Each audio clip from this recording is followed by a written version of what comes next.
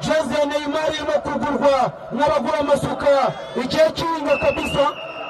Nibyo rwose Moussif Sarr avuga ati je retourne je Bonafisi nimero 10 mugongo nareba Nyiramari y'ubwiza ayireba nimuwe igikundo n'imbabazi ayitereka avuga ati natera kabisa.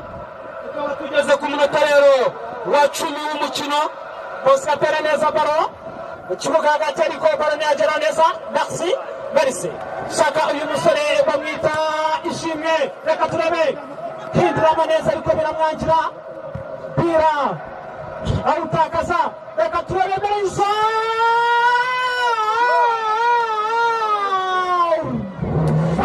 hanze bavandimwe bakaba bari bagerageje gutsinda igitego ariko biranga.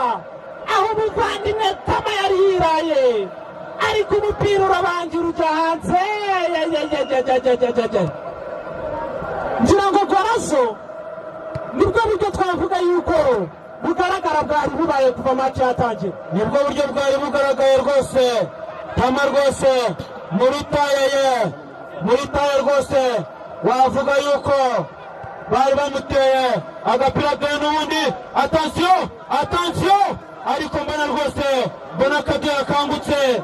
Kadu irimo kudomina uvuga iti nyamara ntawamenya iyi zinga ushaka kuduterekamo igitego ugasanga rwose match irangiye ityo. Ibyiza rero nuko Kadu yatanga zinga kwinjira mu mukino kandi irimo no kubigaragaza cyane. Imaze gusha uburyo bwabazwe mbona rwose banavava cyane. Reka turebe imbere zamu ariko nesa kuri baro tangaza cyane kandi ko nimero 2 mugongoni. Messi kina neza cyane kuri baro. Attention mbona abadefenseri bazinga bakuraho. Attention ariko umusifuzi aravuga ati bari warayemo bamwita Ozil. Bari warayemo offside. Messi rwose mbona Messi wagize match nziza cyane. Messi urimo gukina neza cyane. Munota ni wa 13 w'igice cya mbere. Tubibutse ko waba wageze nonaha waba ugira ngo nabarimo kwikinira.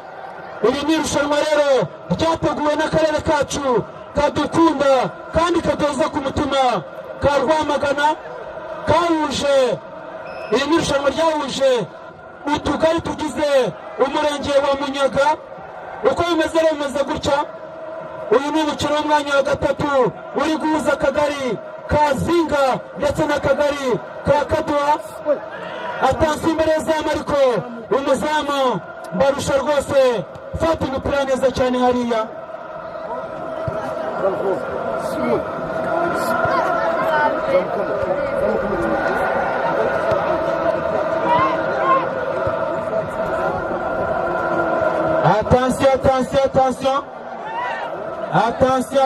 Attention mbona rwose match idashimishije, match idashamaje ariko duwaye bamutereka hasi cyane. Reka avuga ati nta kundi mbona bamereza karita y'umuhondo nimero 13 mu mugongo. Bamuhereza ikarita y'umuhondo ariko Mabara avuga ati wakaba yamuhaye ikarita y'umutuku. Mabara rwose mbona wigaragaza Gariso turacyafite abafatanyabikorwa bo gutumikira. Ntekereza ko nyuma y'irushanwa ririmo guhuza utugari hari irindi rushanwa ryiza cyane. nawe yaje kureba ukuntu bimeze kugira ngo aze gusangiza abandi bayobozi uko iyi match yagenze. Ngira ngo urumva yuko nta marushanwa arimo akantu Gorazo. Mugihe mbona hari umusore hariya ucumbagira kabisa nimero 3 mu mugongo avuga ati nagize ikibazo mwivi. Ibyo nibyo rwose uyu munsi turatumenye akagari gatwara igikombe nakaye hagati ya Nkungu muri Nkungu, hagati y'akagari ka Nkungu ndetse n'akagari ka Rwerubaba.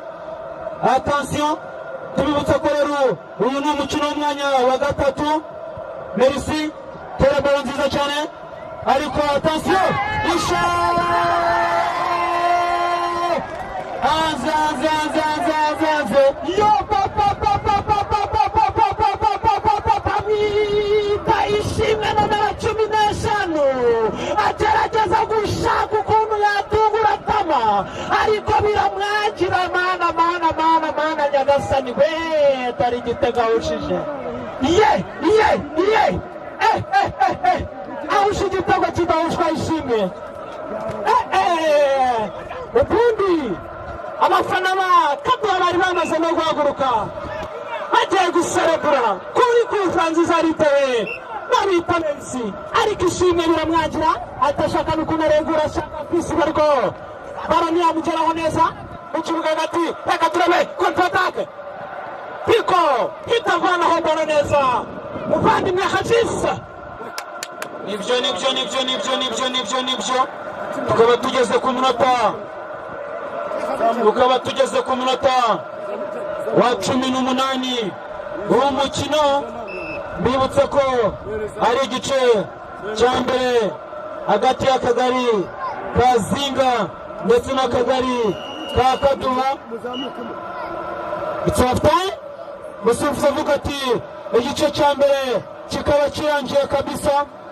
Makipe mbona giye kubahinduranwa mu buryo bwihuse cyane. Nagiye dufite cyo gutakaza cyane kuko tubararikira ko mukanya nimurambirwe. Hari igice cya kabiri gitangira hano cyane tubaha ikaze abafana bagenda biyengerantira ngo korazo mukanya stade uraba yakubise huzuye kuri final aya konje twimanukira cyane muri dezomita igice cya kabiri kiri guhuza akagari ka Zinga ndetse n'akagari ka Kaduha. Umukino w'umwanya wa gatatu.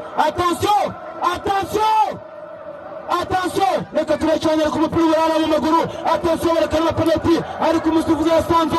Attention reka turagagari ka Kaduha kakangutse ariko habaho kutumvikana cyane cenga mu itendeko ariko arubita yasanze avuga ati nta kosa ryabaye tera swatariya nimero 7 yatekereza cyane ariko nibyo wari urimo uravuga uti umufana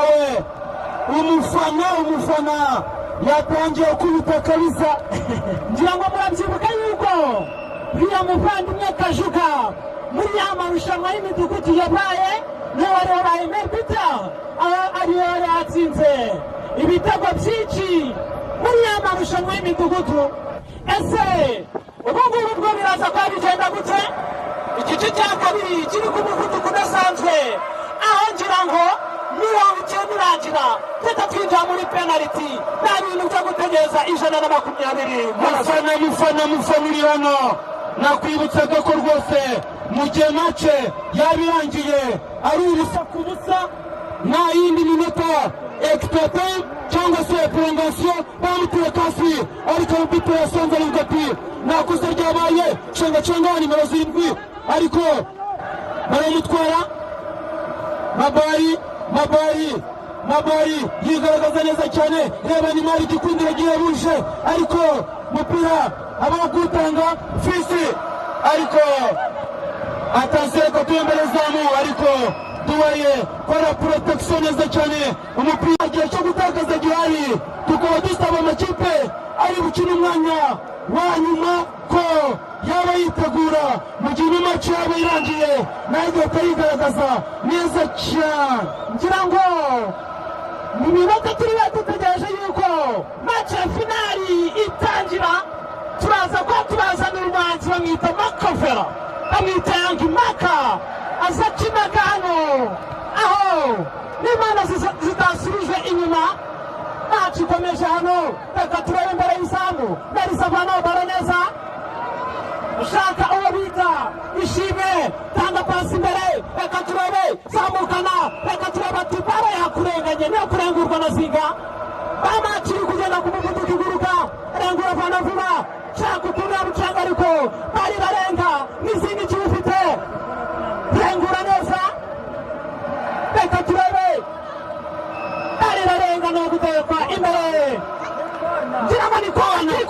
kona kiki ya Zinga ishaka gutsinda iyi mace kugira ngo yegukane umwanya wa gatatu Gorasi.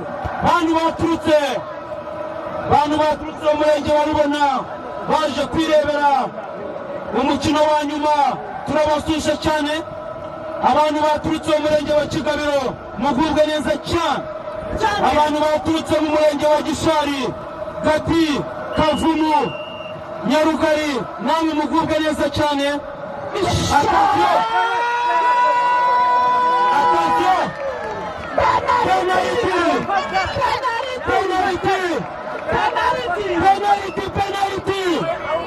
Penalty ya Zinga! Penalty ya Zinga! Abakinnyi bakadubabwira bigegera arapfa cyane bati ntabwo ari byo. Penalty bamaze no kuyitereka. Reka turabe kuri koronari yaritewe neza, umupira uvamo penalty. Ese irajyamo, ese biragenda bite? Niza guhanga amaso tukurikirana F1 Rwanda TV. Penalty dusaba abana rwose nta mwanya dufite wo gutakaza, nta kwinjira ikibuga. Attention, ishot! Yes!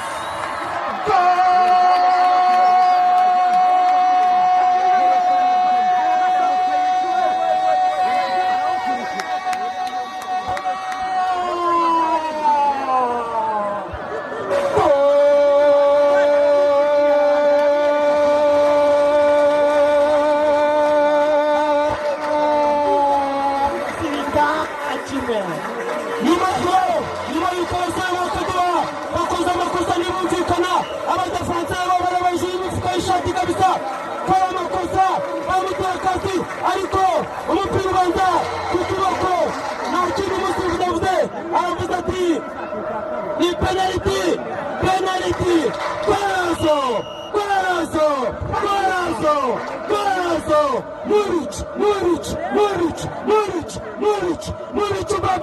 Muricu baba akagari ka Zinga nyuma yo gutangira batuziye, nyuma yo gutangira batabwa amahirwe, umuzamu Mbarusha bamukoze mu mashusho y'izamu. Akeneye andika kora moja ku ruhande rw'ikipe ya Zinga.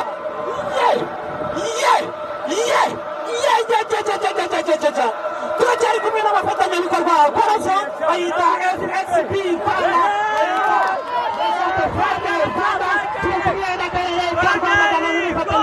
abikorwa mukuru w'iri rushanwa ashirangwa ndetse n'umurenge wa Minega bagenda bakubwira bati ubuzima bwanjye agaciro kanjye n'insanganyamatsiko. Tubanza turebe iby'ikoroneri ngo rwose mbona akagari ka Kadura gakomeje kugira ibibazo muri defense. Fisi wagize match mbi cyane, Fisi wagize match itari nziza habe na gatoya. Tera umupira ukira muri koroneri, akagari ka Zinga kagiye kwigaragaza rwose.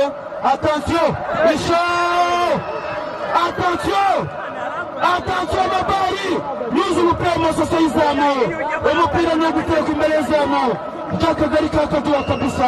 Ibintu byari bikomeye cyane, aho uyu muvandimwe aratera umuce, ubundi yiterwa muri Amerika Latine, aho yari ashatse gutungura umuzamu ariko bivanga biramwangira we. Turacyari kumwe na MVG ibigezweho TV, aho ujya kuri YouTube ukajya kuri search wandikamo MFG ibigezweho TV ugakanda subscribe, ukaza no kuba ureba abindi bikorwa bya siporo babigenda biriho mu busesenguzi wabugiye buriho bukomeye cyane. Turacyari kumwe kandi na F1 Rwanda TV ku mashusho ya Canon, aho bagenda bakubwira bati izi match zose wagenda uzisangaho. Aracyari umurenge wa Munyaga, aracyari Bombo Shokora, aracyari Koraso, iracyari match imwe mu gatatu, aracyari match final mu kanya gato cyane. Koraso ini sport update ukwiye kuba wamenya Liverpool abafana muri hehe. Attention bamutekaza ariko arubite yasanze aravuga ati wigwishije umupira bawushyira hanze, umupira bawushyira hanze no kwengurwa n'akagari ka Kaduha mbona yazamutse avuga ati twakishyura. Muvandimwe bita Kajuga ashaka kudayivinga ariko bati shaka kudayivinga ariko biramwangira kabisa, ariko arubite aravuga ati umupira mwawunshe se nimumpereze nange avantage kabisa. Bityo bigaragaza neza cyane hariya tanga avantage ikuraho. Ndimo ndakubwira indi sport update bakwiye kuba wamenya ku mufana w'ikipe ya Liverpool de Cops baba. Liverpool irimo gushaka uwo bita Wataru Endo w'umujapani kabisa from Stuttgart muri German Bundesliga, akaba ari umudefenseri. Liverpool rero yamaze kubutanga bidi ishaka Wataru Endo kuva muri Stuttgart kabisa. Iyo niyo sport update ukwiye kumenya. Ese Kaduha irishura, ese barayiki cya kabiri, ese biragenda bite? Gira ngo umuvandimwe Damuru rero mukancaza ko turi kumwe. Genda mvuga ati mu mutima w'Afurika ni muri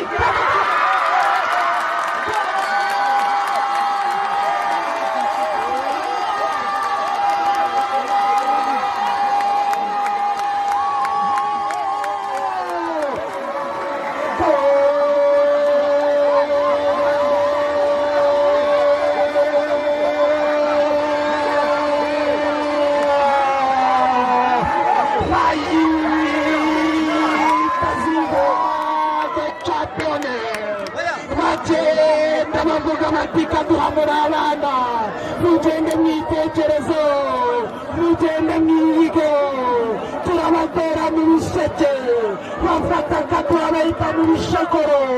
Mana Nyagasani yayikarayi yaratugorazo, mbega Zinga mana.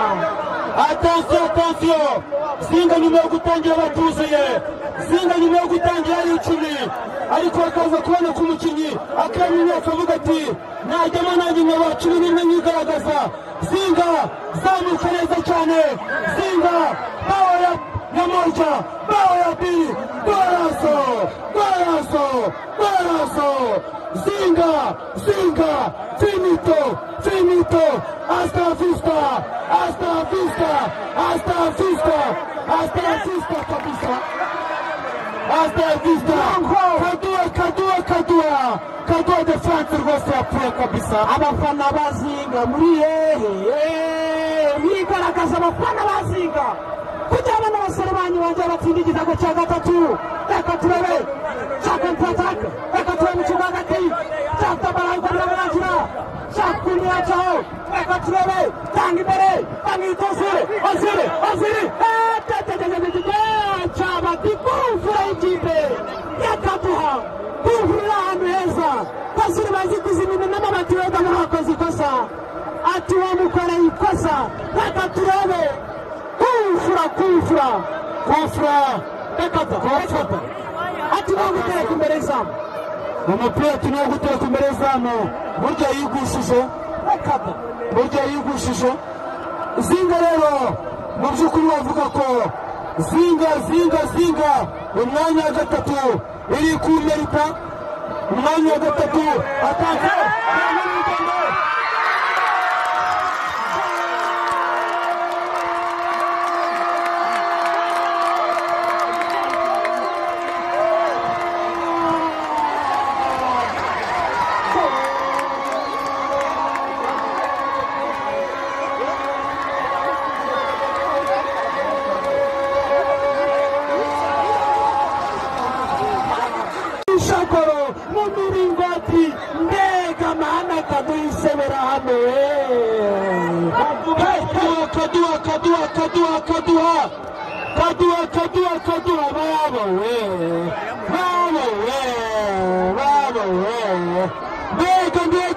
Kaduha mbega Kaduha ngira ndagara, mbega Kaduha ngira gaika, mbega Kaduha ngira sara, mbega Kaduha ngira mwara. Baba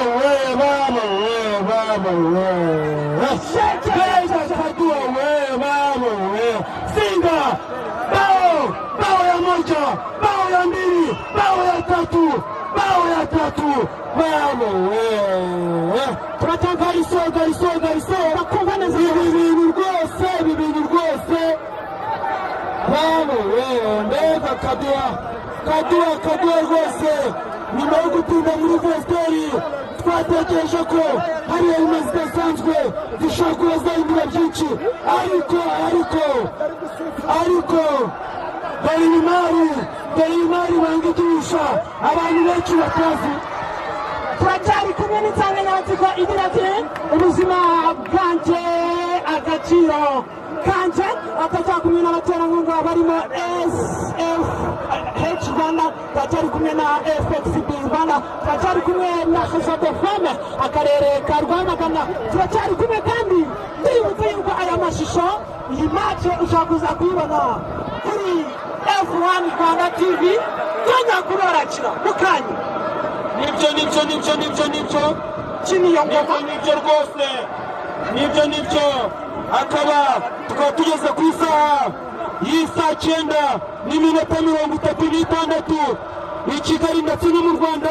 Bisobanuye iki? Mu kanya gato cyane hari umukino karundura finali ugiye guhuza akagari ka Nkungu kagezeho gatinze. Iyi tanga pasi kwa nibeje 9 ariko ntawushikira bawuterekanze umupira no kurengurwa na Tuwayimana ajya kuzana umupira, ariko ntabwo turi twenyine, dufite abafatanyabikorwa. Gariso komeza utumikire abafatanyabikorwa bacu turi bubane kugeza gusoza irushanwa muri rusange. ayita SFH Rwanda, FXB, Resort Femme akarere ka Rwamagana. aba ni bamwe mu baterankunga b'aya marushanwa bari kugenda aba kandi nagera kubikubwira. Munyaga inshuti ya Munyaga, aho uri hose ufite smartphone yawe jya kuri YouTube ujye aho basacingira wandike F1 TV. ushobora kwibaza uti bisobanuye iki? ni F1 ivuze Rwamagana, iyi TV nyine ni televisheni, ako warandikamo F1 TV ukanda subscribe, ukore share, like, comment, ubundi nawe ujibona ibindi bikorwa abigiye bitandukanye. kandi barajya kukubwira yuko amakipe agiye gukina akina finale akagari ka Nkungu ndetse na Rweru bane bajya muri Vesiteri babe bambara kuko iyi match irasoza bita dukomeza na finali aho nta mwanya aho guta dufite. tunararika makafe nandi baga kugira ngo abaza abayegera hano cyari bikomeye imbere y'izamu. Atansiyo ni koroneri, ariko mbona hari umukinnyi wa Zinga ndetse na Kaduha baryamye hasi, bigaragara ko bababaye kabisa. Rweru aho mujya muri Vesiteri kuko nta mwanya na muto wo gutakaza uhari. Nkungu muri abajama banje mwigaragaza neza cyane. ubwo rero ni sport update ukwiye kumenya ejo shampiyona y'u Rwanda izabigaruka ku isaha moya z'ijoro. Gasogi United urangiye kuza muri za Chelsea alias KMC izaba yigaragaza cyane na Rayon Sport ku isaha moya z'ijoro. rero iyo match izagucika. Rwanda Premier League kabisa, kone bayitera muri sheke kabisa. ovyo tera koroneri mbi cyane hariya. ngira ngo iyi Rayon Sport izabikina n'ikipe ya Gasogi ku munsi w'ejo iheruka kunyagira ikipe ya PRFC.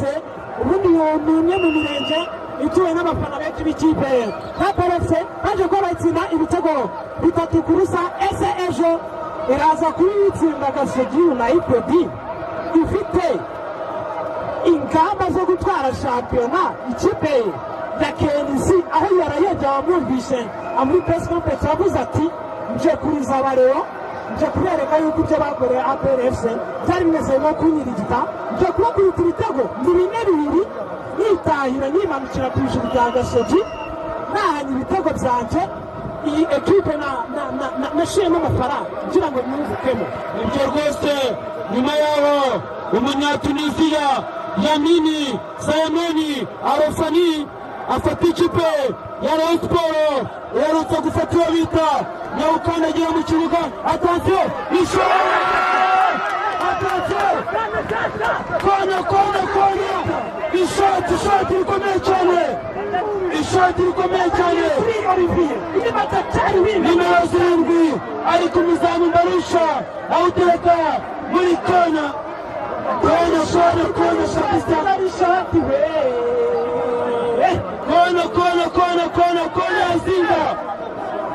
kona ya Zinga United baba inabayita safu Mbarusha kwaze reka turabe zamura amakoroneri reka turabe cyangwa bagiza ati no kunagwa kabisa. Bonafisa kura neza cyane shira ku mutwe, ariko nimero 30 muzamu Mbarusha umupira awufata neza cyane nta kibazo na gitoya. Umufana yaje ari mwinshi cyane, abafana baje cyangwa urabona impande zose abafana baruzuye babukereye baje kureba izi mace by'umwihariko final. Ni mu kanya urabona abahungu beza cyane, abakobwa beza cyane, abamama, abapapa, abasaza, abakecuru tutibagiwe n'abana nabo baje kuba bifanira iyi mace. Tujya twibutsa ubuzima bwanje, agaciro kanje, tugira isuku, tuyikwirakwiza ahantu hose, twirinda umwanda, twirinda inda zitateganyije, twisiramuza abahungu aho byanze, ugiye gukora imibonano mpuzabitsina akoresha kondomu. Reka turebereza shaka gutungura umuzamu Mbarusha ariko biranga umupira utahanzeho gato. Nyaga aracyari baba shokora. Nibyo ona Merisi wikandakanda. Tubibutse yuko ushaka kuba wageze mu kanya, ushaka kuba wageze mu kanya utazi ibyo ari byo.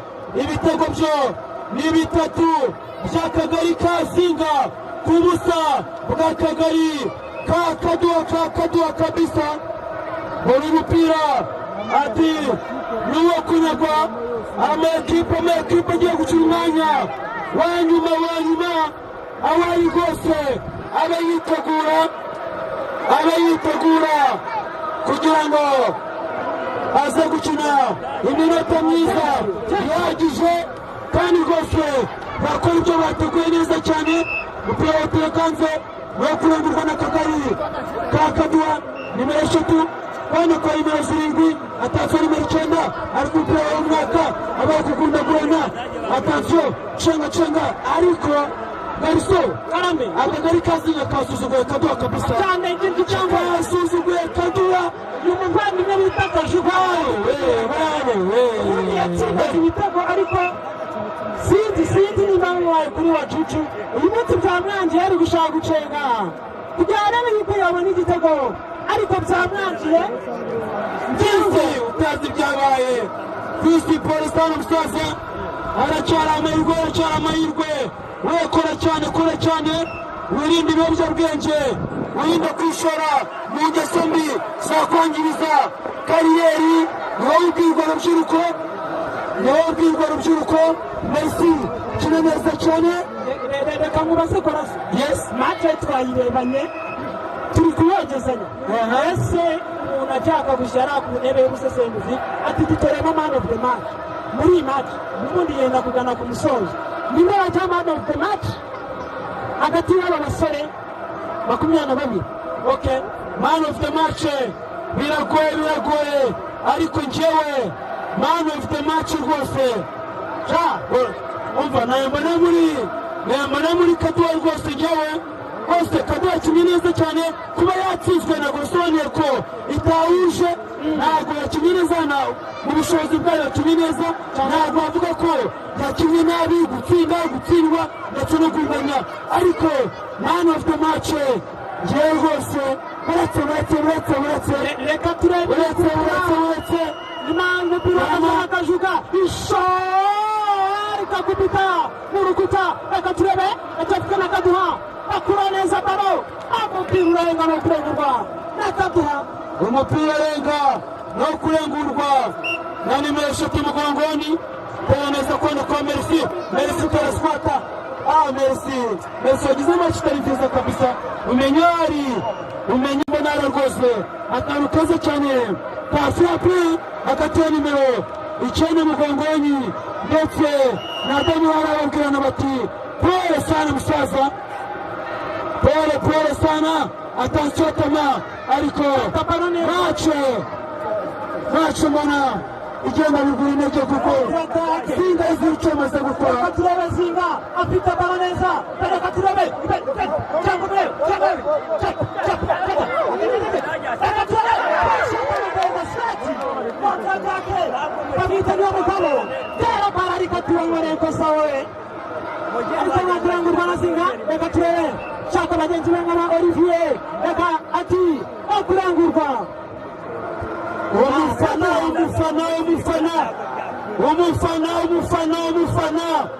wamaze gukubita yuzuye kabisa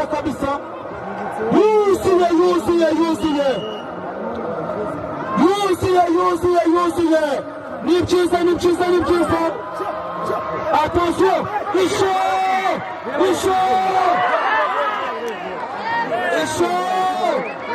attention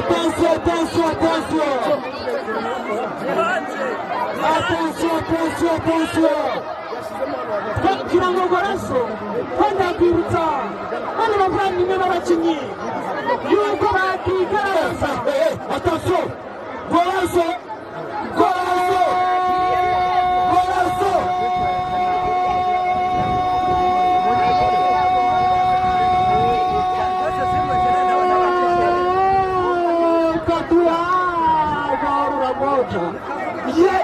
abavandimwe bakatu abagenda bavuga bati turaminamo nawe usangira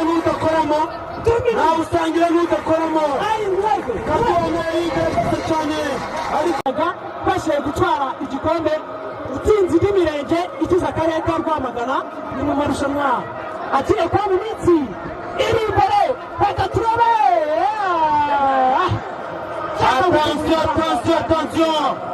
attention iminota 4 b'inyongera bongeyeho hakaba hasigaye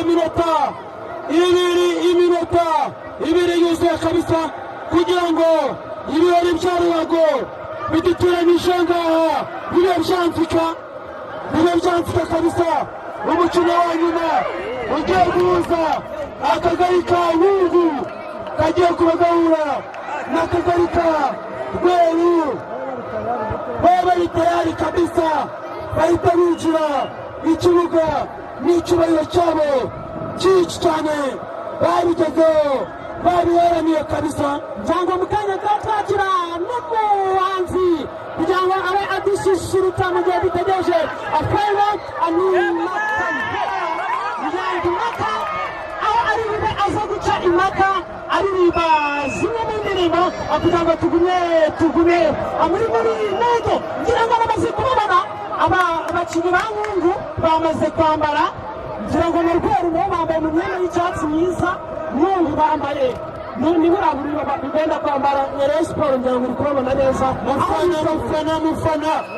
mufana werereye wahafi ugiye kureba ibirori by'imboneka rimwe kupita ikarita y'umuhondo dubaye bamuhereza ikarita y'umuhondo mu nimero 7 Rekarama ikipe ya Nkungu yamaze kuba yitunganya Rweru nayo niba yitayarisha kabisa mu kanya turaba tubera ibirori bya Ruhago hasigaye amasegonda 55 kabisa undi mukino wamurangiye konakike ubwo rero mu gihe dutegereje amasegonda nka match birangiye ntabwo turi twenyine dufite abafatanyabikorwa ba Isogaso bamufatanya utumikira abafatanyabikorwa mbere y'uko twinjira ku mukino wa nyuma nyirizina kabisa bayita SFH Rwanda ni umwe mu n'abafatanyabikorwa muri iyi mikino, kandi turi kumwe na FXB ndetse turi kumwe na Rezo de Femme, kandi turi kumwe n'akarere ka Rwamagana nk'umufatanyabikorwa mukuru muri iyi mikino.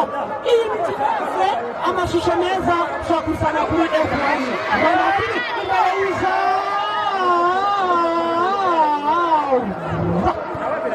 Bimwagira ukaburagiye ikipe ya Zinga yegukana umwanya wa gatatu, aho itsinze kabiri ibitego 3-1. Ni mace byagaragaye yuko Zinga yarushaga. Ifandwa TV, Factory One Rwamagana TV.